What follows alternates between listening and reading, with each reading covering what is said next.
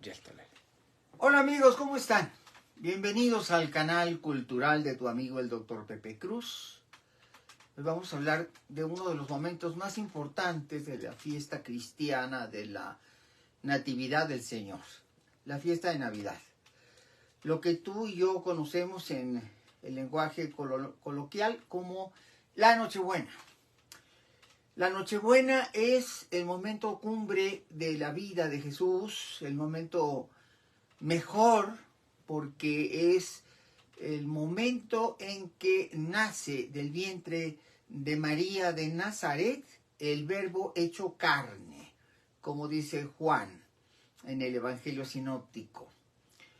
Y como dice San Lucas, que es el único evangelista sinóptico que señala con detalle el nacimiento de Jesús, los otros tres evangelios, Marcos, Mateo y Juan, no lo mencionan, solo Lucas, y nos dice exactamente las características que tuvo el nacimiento de Jesús.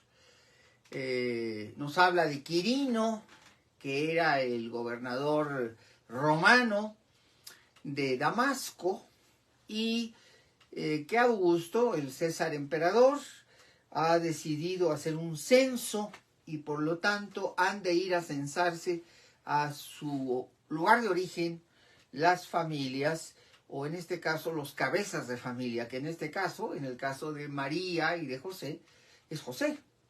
José ha de ir a Belén, que es de donde procede su linaje, saliendo de Nazaret, para ahí censarse ante el tribuno romano, es decir, ante el escritorio público del tribuno romano. Y por lo tanto, para cumplir este requisito, hace el viaje. María está encinta y a punto de parir. Está muy avanzado su parto cuando nacen. Salen de Nazaret en el borrico, en el burrito, y van cruzando la ruta tradicional que separa el norte de Galilea del sur Judá. Y concretamente en la ciudad de Belén ha de tener lugar el nacimiento, porque allá es donde va a censarse José. Pero aquí lo que destaca y lo que es importante es, como en una entrega anterior dijimos, es ¿cuándo fue? Ya quedó establecido que no fue el 25 de diciembre. Ya nadie cree que esa fecha tenga nada que ver con el nacimiento de Jesús, porque en realidad fue una fecha que se decidió por razones políticas. Recuerden ustedes que en el concilio de Nicea, en el año 325, Constantino les dijo a los obispos, reunidos ahí en el sínodo de obispos, no podemos estar festejando el nacimiento de Jesús, unos en abril, otros en agosto, otros en mayo, otros en noviembre, otros en septiembre, eso no puede ser.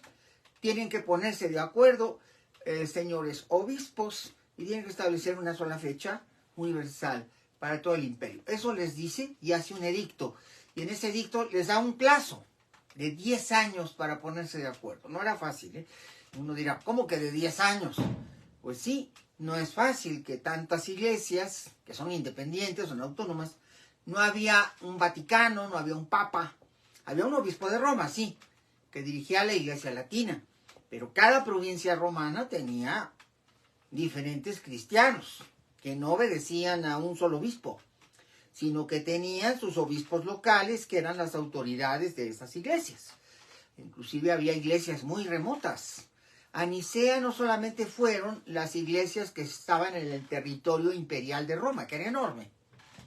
Sí, está la iglesia de Inglaterra, está la de España, está la de África, está la de Hipona, está la de Egipto, está la de Etiopía, que viene desde África, está la de Armenia, que viene desde el noreste, Caspio, entre el Caspio y el Mar Negro, está la que viene de lo que hoy es Viena, Alemania, está la de Numancia, que es española. Todas las iglesias se han congregado en Nicea, que es una ciudad pequeña cerca de lo que era la capital de Constantinopla, la actual Estambul.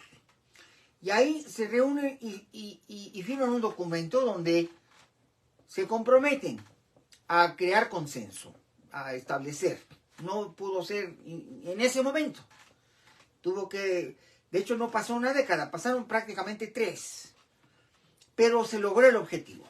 Y el objetivo era unificar los criterios.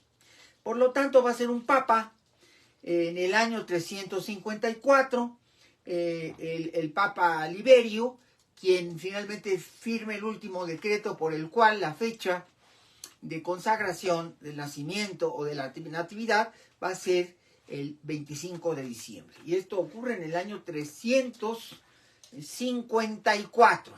Imagínense lo que se tardaron. Del 325, que es el Concilio de Nicea, al decreto del Papa, del Obispo de Roma, que es del 354, pues se tardaron las 3 décadas. Pero quedó establecido que Jesús había nacido el 25, aunque esto no es cierto, porque nadie sabe en realidad la fecha verdadera o la fecha correcta, la fecha del evento. Pero sí sabemos algo muy interesante. En el evento, en Belén, llega María, llega José y no hay dónde hospedarse. En aquellos tiempos, pues no había hoteles, y además ni mesones, y además Belén era un pueblo muy pequeñito, era un caserío más que una ciudad, y por lo tanto no es probable que haya habido hostales o algo parecido. Entonces lo que había era, la gente viajaba con sus animales, y entonces era común que hubiera un lugar para guarecer los animales, que los animales descansaran y comieran. Lo que llevaba José para María era un borrico, es decir, un burrito, como decimos en México, un pollino, como le dicen en Europa. Pero lo que se necesitaba es que el animal pudiera dormir y sobre todo pudiera comer, alimentarse, beber y dormir. Entonces, donde había estos lugares para los caballos, para los camellos, para los burros, las mulas, pues obviamente ahí había grano, había que darle de comer al animal y había pastura, paja, y había heno y había lo que el animal requería. Y obviamente ahí se guarecían, era un techo, algo parecido o lo muy cercano en la modernidad. En los ranchos hay allí establos pequeñitos o grandes, algo parecido a un establo. Y ahí en ese establo es donde se guarecían, pero no solamente María y José, sino que todos los viajeros. Era lo usual, que la gente se quedara en los establos. Eran acogedores, había calor animal, había paja y estaban bajo techo. Y entonces en esos establos, que eran muy comunes en todo el Imperio Romano, se usaba esto. Se usaba en España, se usaba en Grecia, se usaba en el norte de África, se usaba en Italia, se usaba en Francia. En todos lados había este tipo de establecimientos que tenían un nombre. Se mencionan mucho en los manuales de viaje de la época del Imperio Romano y se les llama con un nombre latino. Ese nombre latino muy común es copos. Copos quiere decir albergues. Y en esos albergues se quedaban los animales, se quedaban los que iban con los animales y ahí pernoctaban. Y ahí es donde le toca nacer a Jesús. Dice la tradición y dice San Lucas. Por cierto, San Lucas lo menciona en el capítulo 2 del Evangelio de San Lucas. Revísenlo. 2 del 10 al 14. Es decir, del versículo 10 al versículo 14. Y nos dice específicamente que ahí, en este lugar, sin que dé detalles, solamente dice que ahí se dio el nacimiento del Salvador. Soter, en griego soter es Salvador. El Señor también llega a mencionar, en griego, Señor es Kyrios. También en algunos otros evangelios, en los gnósticos, aparece la palabra Cristo, el ungido. Ungido es Cristo, eso quiere decir Cristo. Entonces aparece con varios nombres, y eso sí, aunque en los sinópticos es únicamente Lucas el que nos da datos del nacimiento, en los evangelios gnósticos hay muchos evangelios que se ocupan del tema del nacimiento. Inclusive hay un evangelio de la Natividad que da muchos más detalles, pero aquí lo que importa, vamos a seguir a San Lucas, es que finalmente en ese pesebre el niño nació. María dio a luz un varón, que es nuestro Soter, nuestro Salvador, y es nuestro Señor, nuestro Kyrios, y que es también el que ha de venir y que fue llamado en la profecía Señor. Entonces, Kyrios, Cristo, Soter son los nombres que se manejan como sinónimos de Dios, de este niño Dios, de este niño prodigioso que ha nacido del vientre de María, que es la Virgen, la Virgen que solamente ha sido tocada por el Espíritu Santo. Y en medio de esta austeridad, de esta pobreza, de este vacío, hay algo prodigioso, verdaderamente prodigioso, que es el punto central, que tenemos que tenerlo claro y entenderlo.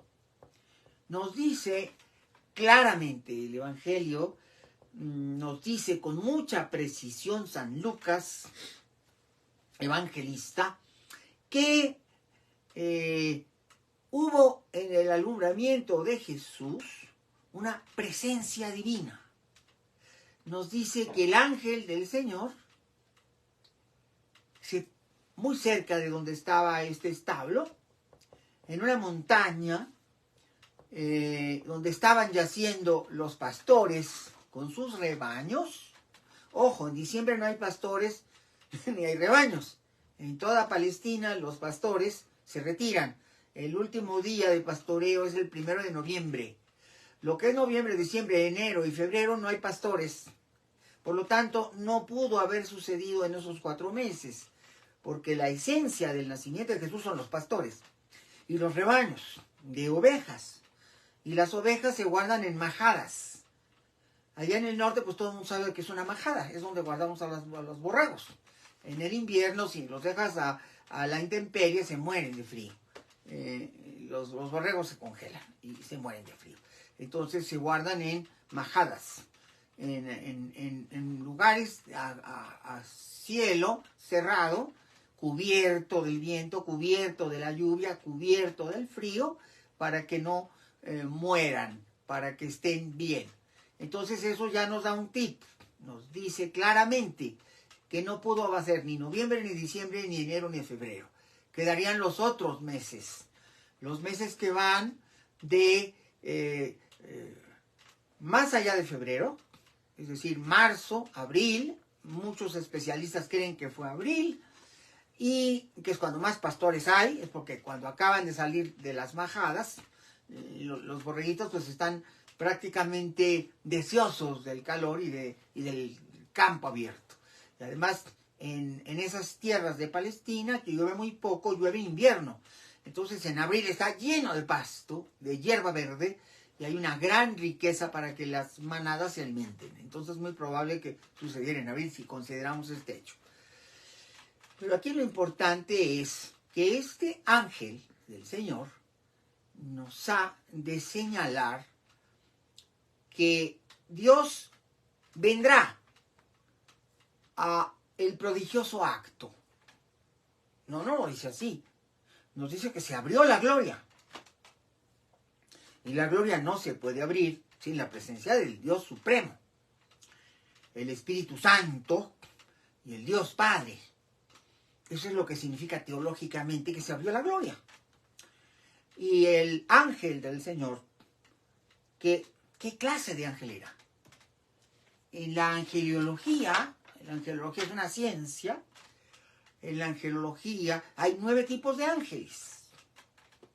9 tipos de ángeles. Los teólogos por siglos han debatido qué arcángel o qué ángel o qué entidad angelical fue la que anunció a los pastores la venida del Señor, la venida del Cristo y la venida del Salvador. Los 3 nombres claves son los que ya les mencioné en griego, especialmente Soter, Salvador.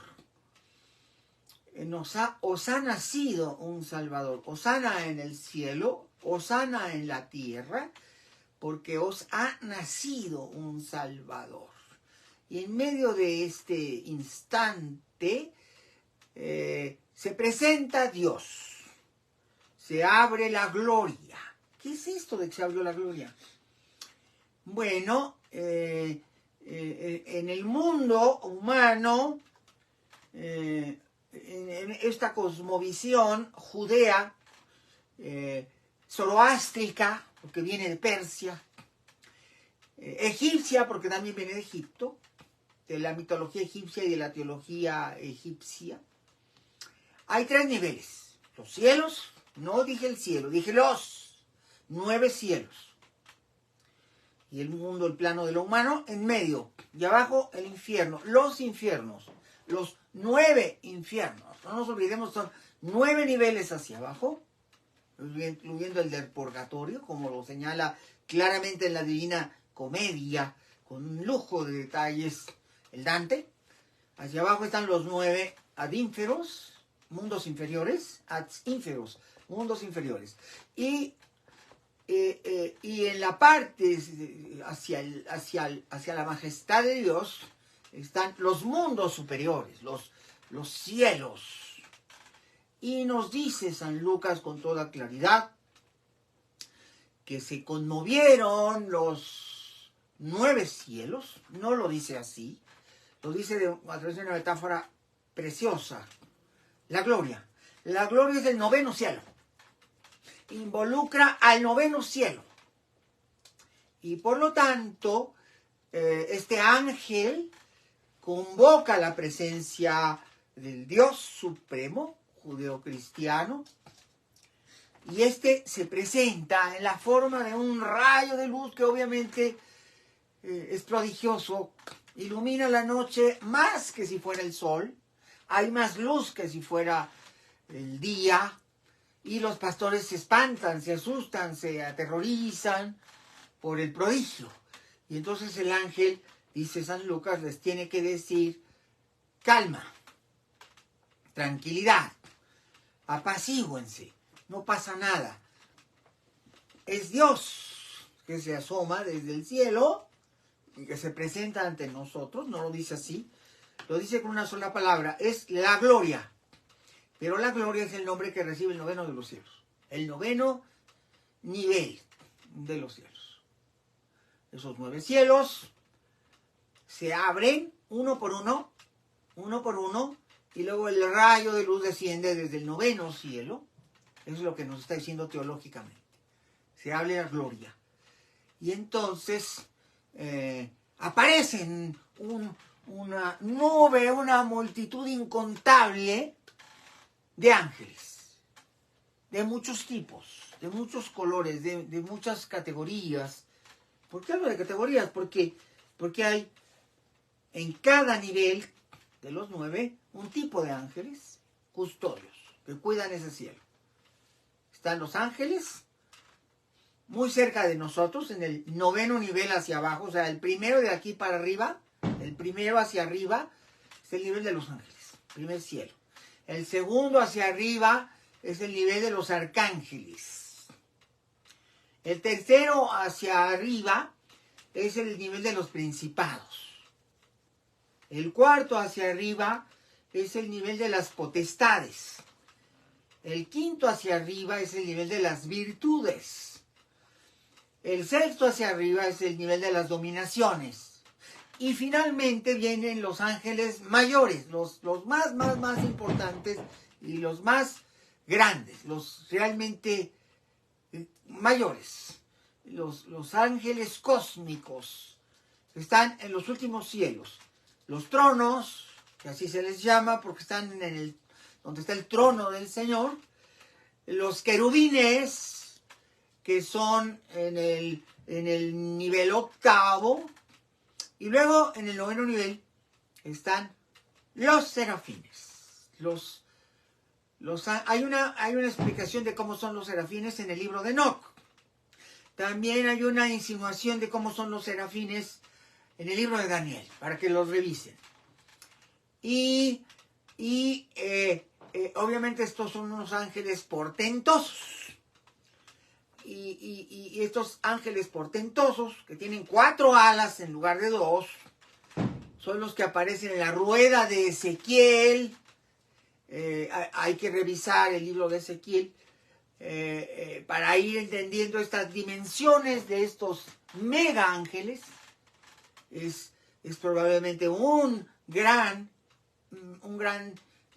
serafín, el que se abre camino a la presencia de Dios, el que desciende y habla a los pastores, y luego es probable que los ángeles que integran este universo de miles y miles y miles de ángeles, luminosos todos, celebran, vuelan en círculos, es como una especie de túnel de ángeles que está anunciando la gloria, es decir, que se encarnó la suprema deidad de ese triángulo, Padre, Hijo, Espíritu Santo, del cristianismo, y que ha descendido el Salvador convertido en un Señor, en el cuerpo de un niño Dios, de un bebé, nacido de una Virgen Santa, y cumple la profecía, la venida del Mesías de Israel. Y ahí es probable que haya sido Metratón, dicen algunos teólogos. Ya les explicaré después, cuando hablemos en otro momento del libro de Enoc, de que hay un hombre muy justo de los justos, está en el libro de Job, que se llama Job, y que Job, en algún momento dado, Dios lo convierte en un ángel mayor. Es un santo, el más grande santo de los santos, el hombre santificado por Dios, y Dios lo eleva a la categoría de un ángel llamado Metratón. Es posible que haya sido Metratón. Lo que sí sabemos es que en los grandes momentos la presencia angelical es necesaria, es indispensable, porque tiene un propósito que ya iré explicando cuando hablemos más del mundo de los ángeles. Por lo tanto, la gran pregunta es: ¿cómo es que se abrieron todos los mundos, todos los universos paralelos, los 9, y desciende la gloria? Y se encarna el Verbo. Y dice Juan, en el Evangelio de Juan, y el Verbo se hizo carne y habitó entre nosotros. Había nacido Jesús, el Cristo. Es importante que entendamos que ese es el verdadero símbolo de la Navidad. Eso es lo que a veces no vemos claramente. Vemos esta tradición medieval de Italia, de Francisco de Asís, la tradición del pesebre, y ponemos el nacimiento, pero no estamos entendiendo nada del significado. Aquí lo que importa es la presencia de la gloria de Dios.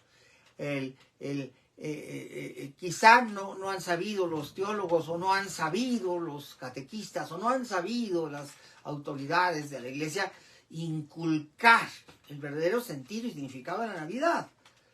Es el entender que es la Trinidad la que se hace presente en la forma de esta noche hecha día, de estos millones de ángeles en movimiento, de este cosmos creador que ha abierto. Acuérdense que hay éter entre cada uno de los planos de los 9 cielos, y se ha roto el éter para que pueda ser posible la presencia de la gloria, que ya expliqué lo que significa realmente, y que entonces entendamos más claramente lo que representa el sentido y el significado que tiene el Evangelio de San Lucas.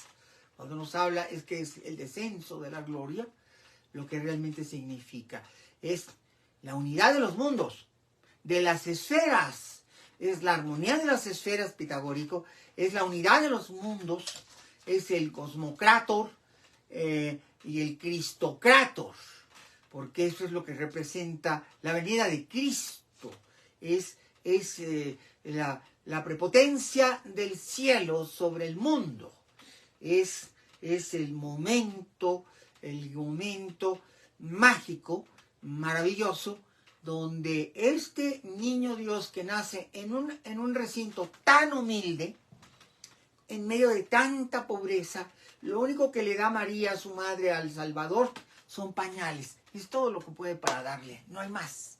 Le da pañales, lo envuelve en pañales, y es todo lo que recibe el Salvador, porque él representa lo más humano y lo más divino y lo más humano simultáneamente. Y por lo tanto su mensaje es congruente. Él es el Mesías de los pobres, de los pastores, de los más humildes entre los humanos. Su reino es un reino de exaltación de la humildad, de la más profunda y cierta y real humildad. No tiene ni una pizca de materialismo, sino que es pura espiritualidad. Es el Señor del mundo, es el Rey de Israel, pero es el niño Dios que representa a los más desvalidos, a los más maltratados, a los menos importantes, a los que han de ser exaltados, entendiendo por esta exaltación que Él es la luz del mundo, pero que Él es el gran Señor, el más grande de los señores, pero a la vez el más humilde de los justos, y que su evangelio, su vida, su tarea, su motivo es venir a exaltar a los humildes y elevar a los humildes. Y este es el mensaje del humanismo, del cristianismo. Por eso el cristianismo tiene tanto poder, tanta potencialidad. Porque la gran pregunta es, ¿por qué otras religiones, que había muchas en ese momento, no triunfaron? El cristianismo sí. Bueno, imagínate tú un esclavo en Roma, de esos que tienen un amo que los azota, y que va a las catacumbas a escuchar sobre Jesús en el siglo I, y que le dicen, tú eres igual a todos los hombres ante Dios, porque tu Dios es un Dios que nació como un esclavo, que nació en la más profunda sencillez. No quiero decir la palabra pobreza, pero sí hay una pobreza natural, material. Y entonces un esclavo se empatiza y dice, bueno, este es el Salvador, en el que sí voy a creer. En Roma había 1 millón de habitantes, pero la mitad eran esclavos. Es la mitad de la población de Roma que es esclava. Es un mundo muy injusto. Son tiempos muy oscuros. Sí, es el Imperio Romano, pero el 80% de la gente en Roma vivía en pobreza o en pobreza extrema. Y aunque había un 15-20% que vivía algo así como la clase media y un 4-5% en la total opulencia, hay un mensaje en el cristianismo de igualdad ante Dios, y hay un mensaje de humanización de la realidad, de humanización del mundo, de la exaltación de los justos y de los humildes, de la exaltación de las virtudes, de la congruencia espiritual, porque es el Dios de Israel, es el Señor del mundo, pero a la vez en esencia representa la más profunda libertad de la vanidad y la representación máxima de la humildad, de la sencillez, de la bondad, de la humanidad. Y por lo tanto, estas son las características. Piensen en eso el día 24 y profundicen en este tema de la natividad del Señor. El cristianismo es una de las grandes religiones por esto, porque es la exaltación de los más humildes y de los justos. Los justos son los verdaderos, los humildes son los que tienen menos. Y su tesoro se hará en la conducta, y su tesoro se hará en la fe. Su tesoro se hará en el poder espiritual de la realización de un mundo mejor, de una sociedad mejor. El cristianismo encausa al mundo a el amor al prójimo, y tal como Zaratustra lo dice en el zoroastrismo. Pero la gran pregunta es, ¿por qué el zoroastrismo tiende a desaparecer y el cristianismo tiende a difundirse? Porque hay una diferencia en el mensaje, donde el cristianismo es mucho más eficaz, más congruente, y por lo tanto fue más fácil que se difundiera, y el zoroastrismo estaba muy enfocado a un pequeño grupo social, a los iranios, y el mensaje cristiano es totalmente universal. no al principio, porque Pedro pierde esta brújula que Jesús sí tenía, pero San Pablo retoma el buen camino y la convierte en una religión de masas y una religión universal, donde no hacía falta circuncidarse, donde lo único que se necesitaba era el contenido de la fe, y por lo tanto el cristianismo se convierte en la religión de las masas, una religión de multitudes, de cientos de miles de seguidores en el primer siglo, y después su rápida expansión, que llega a China, llega a India, cruza la meseta de Irán. Al concilio de Nicea va la iglesia de India, de Cachemira y de Pasbantú. Van 5 iglesias indias. Había llegado hasta el Deccan, es decir, hasta el sur de la India, el siglo I. También había llegado a la costa oriental de la India, hasta Bangladesh, y también el cristianismo ya había tenido la oportunidad de llegar hasta los límites de China, por la ruta de la seda, hasta Xiancán, que es la provincia más occidental de China. Pero, repito, es por esta fuerza del mensaje y este poder de la humildad y la exaltación de los humildes, la exaltación de los pobres, pero de corazón no son pobres, son ricos en la fe y en el amor, aunque no en cosas materiales. Y ese es el gran poder del nacimiento de Jesús. Y lo que se ve en San Lucas y nos lo expresa de manera muy clara. Nos dice, el mensaje, Dios desciende, pero desciende para los pastores. Y al descender para los pastores, desciende para celebrar lo que es la esencia del mensaje cristiano. Es la religión de las masas y va a redimir a las masas en una nueva era en donde la condición humana del amor al prójimo y de la solidaridad se realizará.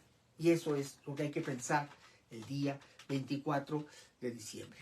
Bien, estoy empezando mi curso de religiones comparadas y por lo tanto te invito a que conozcas más tu religión y todas las religiones del mundo, porque todo esto nos enriquece y nos hace entender de dónde viene cada cosa, qué partes del cristianismo vienen de Egipto, porque la religión egipcia pasó al judaísmo y del judaísmo pasó al cristianismo. ¿Qué partes vienen? ¿Qué partes del cristianismo están, por ejemplo, en el Islam? Porque el cristianismo ha dado lugar a grandes influencias. En India es el profeta Isa, Jesús. Y por lo tanto hay influencia del cristianismo en el budismo. Y hay influencia del cristianismo en las religiones de India. Y hay influencia del cristianismo por todos lados.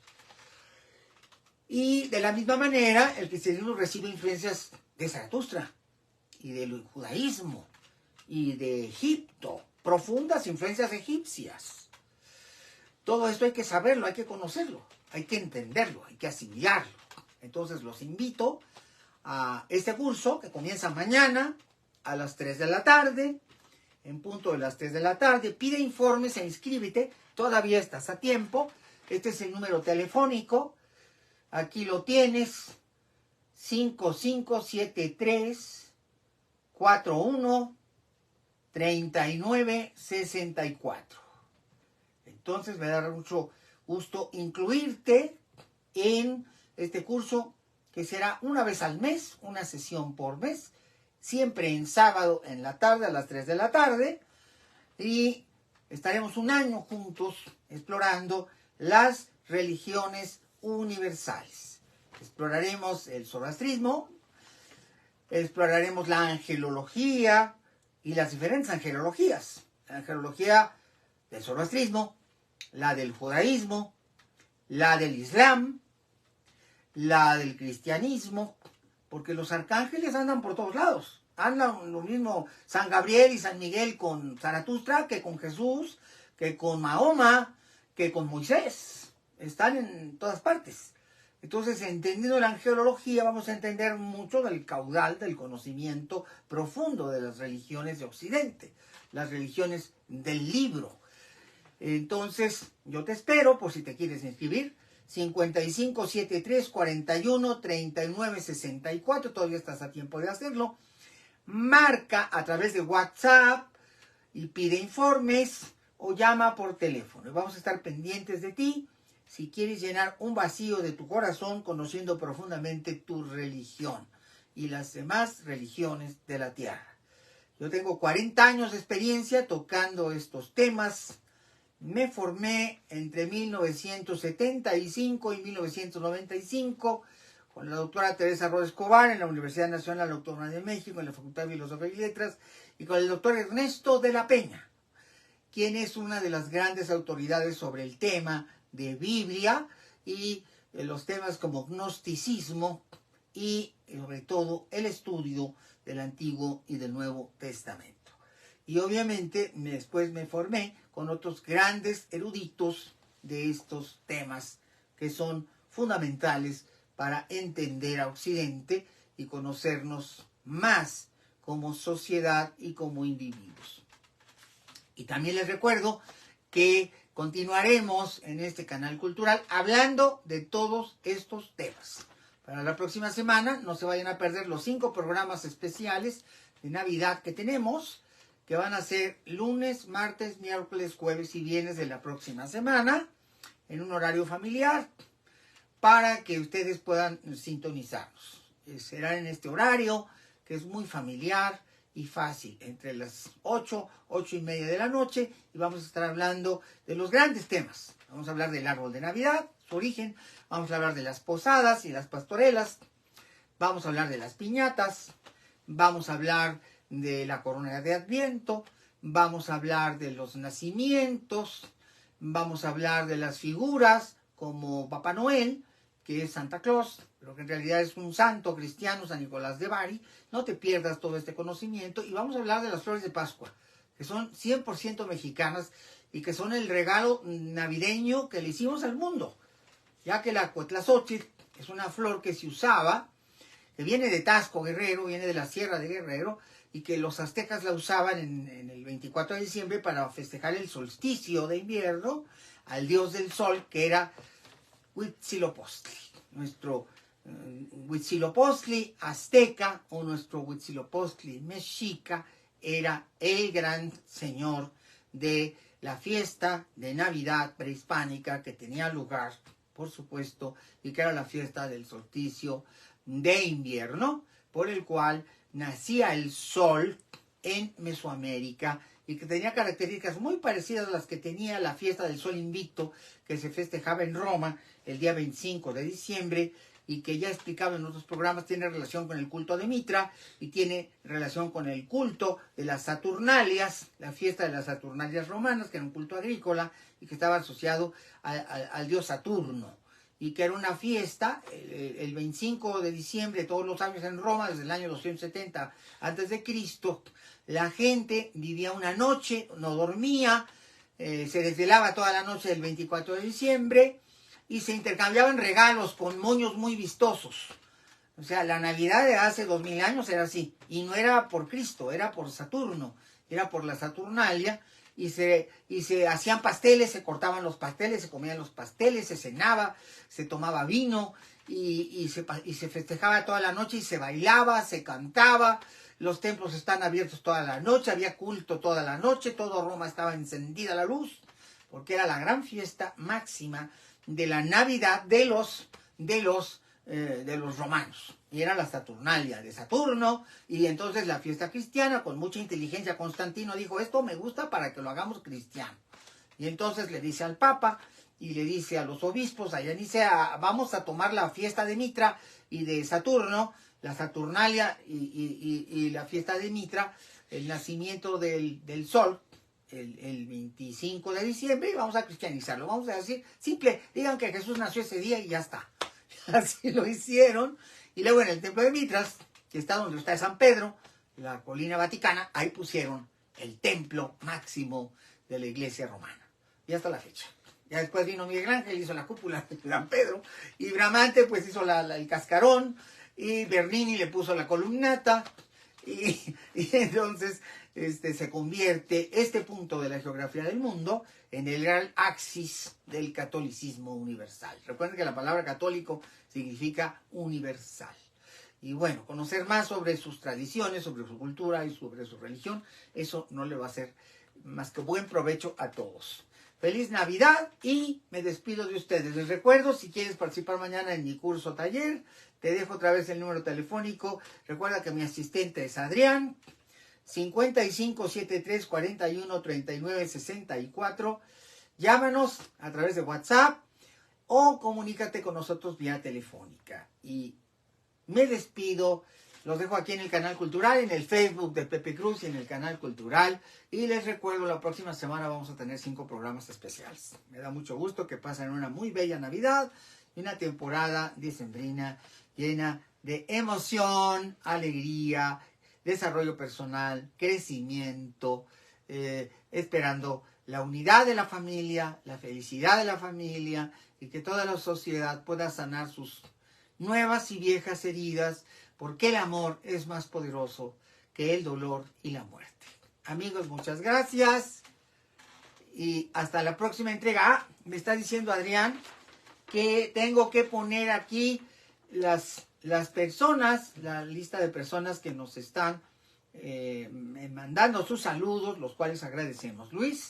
Luisa Oscalga, Bernardo Lugo, Diana Rojas, Margarita Beltrán, Silvia Rojas, Esther Guzmán, Silvia García, Matilde García Vargas, María Meroño, Gustavo Ortiz, Maite Becné, María Valencia, Eduardo López, Pedro Miguel y Antonia de Jesús, Susana Anaya Ávila y Graciela Tobar Pérez. Para todos ustedes mi cariño y mi saludo. Y hasta la próxima entrega. Gracias por su presencia, su preferencia y su persistencia. Inviten a sus amigos a que formen parte de este canal cultural que siempre difunde conocimiento profundo y conocimiento que hace que la vida sea más bella de vivirse y más profundamente de comprenderse. Amigos, muchas gracias. Hasta la próxima entrega.